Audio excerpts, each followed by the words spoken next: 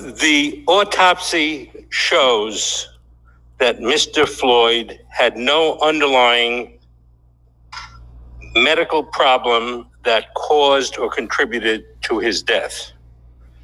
This is confirmed by information provided to Dr. Wilson and myself from the family. He was in good health.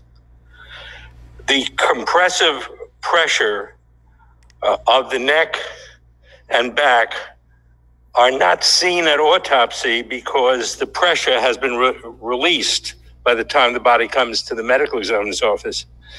It can only be seen, serious compressive pressure on the neck and back can only be seen while the pressure is being applied, or when, as in this instance, it is captured on video. And in this instance, we can see after a little bit less than 4 minutes that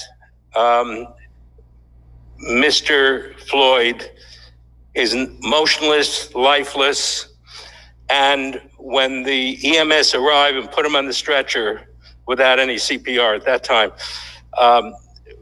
during the ambulance trip, he did not respond to CPR and did not respond to cardiac shock. The cause of death, in my opinion, is asphyxia due to compression of the neck, which, as Mr. Crump indicated, can interfere with blood flow and oxygen going to the brain, and compression of the back, which interferes with breathing.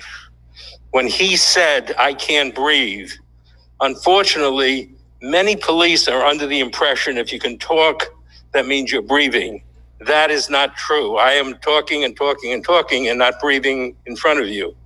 So the concept that a person says, "I can't breathe," like Mr. Garner, like in this instance, means you should take it seriously.